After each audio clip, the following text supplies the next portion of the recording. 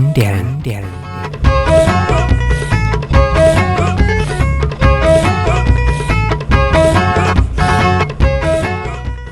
ቤተ መጻሕፍቲ ወይውን ላይብረሪ ዝቐበረት ቤተ ክርስቲያን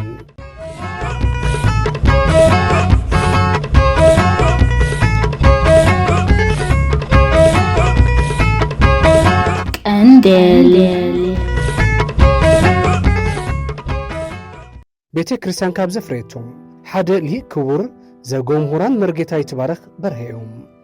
ብትዕግስቲ ብትሕትና ብፍልጠት ዘመናዊ ይኹን መንፈሳዊ ትምህርትን ታሪኽን ፍሉይ ፍልጠት ዘለዎም ምሁር ወዲ ቤተ ክርስቲያን እዮም ነይሮም ብዙሓት ካህናትን ዲያቆናትን ዘፍረዩ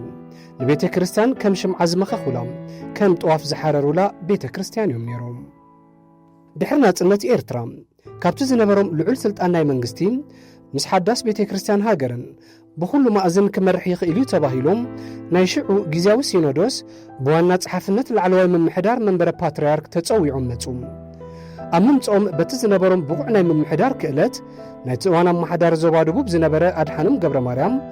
ንመንግስቲ ኣድላይ ሰብ እዩ ኣይንሰዶም ብምባል ተቃዊምዎም እኳ እንተነበረም ብትእዛዝ ፕሬዚደንት ኢሳያስ አፈወርቂ ናብ መንበረ ጵጵስና ከም ዝቕየሩ ተገብረም ካብታ ብላዕለዋይ ሓላፍ ኮይኖም ዝተመደቡላ እዋን ጀሚሮም ሓደሽቲ ፕሮጀክትታት ብምሕንጻጽ ቤተ ክርስቲያን ካብ ናይ መንግስቲ ድጎማ ክትወፅእ ብዙሕ እኳ እንተፀዓሩ እቲ ኣብ ቤት ጽሕፈት መንበረ ፓትርያርክ ዝነበረ ጉጅለን ፖለቲከኛታትን ሰብ ፍሉይ ረብሓ ወገነኛታትን ዕስለ ድርጎኛን ግና ምሕለፍ መገዲ ኸልኦም እዚ ከም ዓለቕቲ ነታ ቤተ ክርስቲያን ደማ እናሰተየ ኣብ ጎረርኣ ዝዓበየ ዓለቕቲ በቲ ዝነበሮ ጸቢብ ወገናውን ፖለቲካውን ምትእስሳር የካቲት 14,1997 ድሕሪ ቀትሪ ሰዓት 2 ናብ ቤት ጽሕፈቶም መጺኦም ክልተ ፖሊስ ወሲዶም ጨዊሞም ብዘይ ዝኾነ ይኹን ክስን ፍርድን ድማ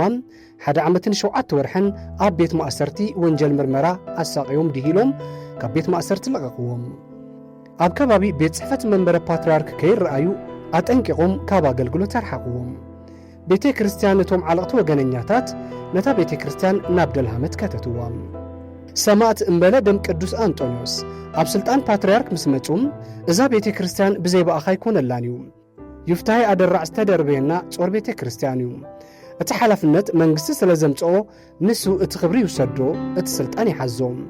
እቲ ስራሕ ግን ምክትል ኾንካ ንስኻ በቲ ዝተለምካዮ ክኸይድ ኢሎም ለሚኖም ንይፍታሔን ሃይማኖታዊ ጉዳያት ለሚኖምን ኣእሚኖምን ናይ ይፍታሔ ድሜጥሮስ ምክትል ኮይኑ እቲ ስራሕ ንሶም ክሰርሕዎ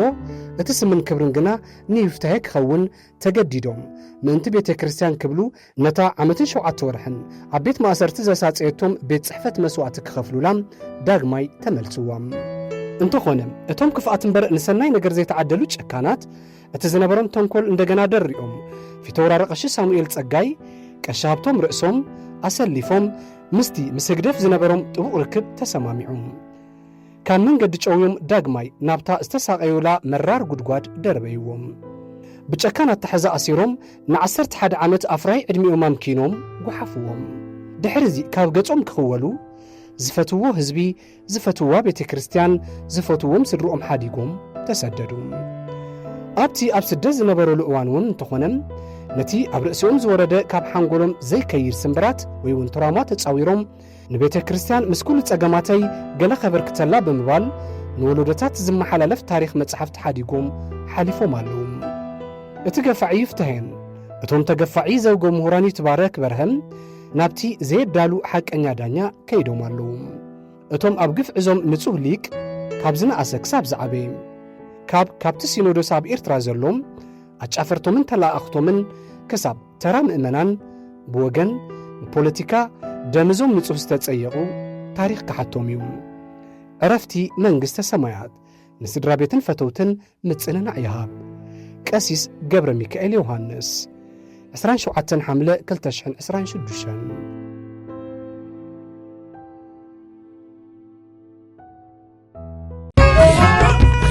ቀንዴል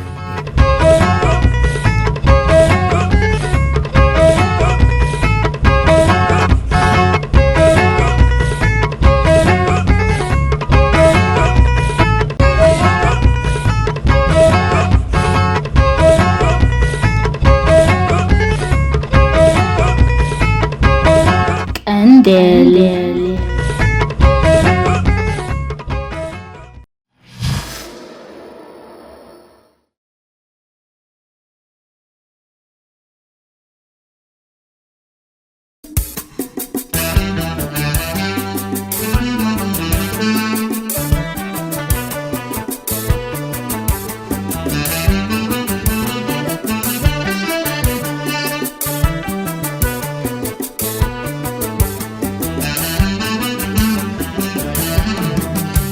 عيدلمكمني بصوت نسنتي عيدلمكمني جغانو حجون قسنو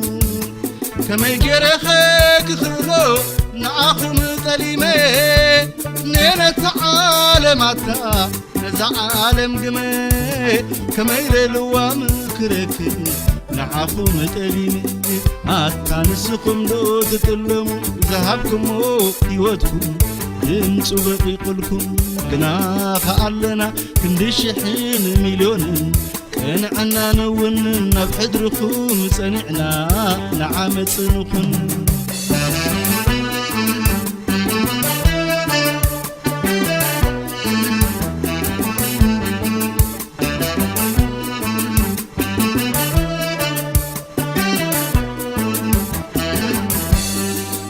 سلاسان شوعتن قتر مدري بقدمت وهري بدحريت بحري بزي دفع وصنع حدري إنا توالق نزا مدري كلمات عمري كرائي خانن بير عبت سبعا حدين عبت تشكيل كلنا مستوى من نفكرهم أبالات قنطانا حادة مستحانتي الناتج عرقنا أبتقى موت كوينا نسحق كلنا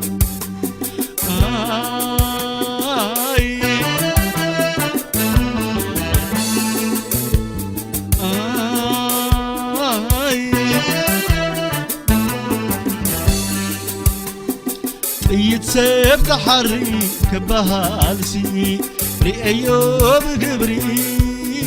من سعدة لبخوم حليفكم يبكمونا فقري بدحريخم دا بصوتي ما استيعمونا تقلبي تونانديو يهودا باروتو غيرونا عيرسعنا يون حضركم جيقانونا نزل عليهم علقهم قبل بنا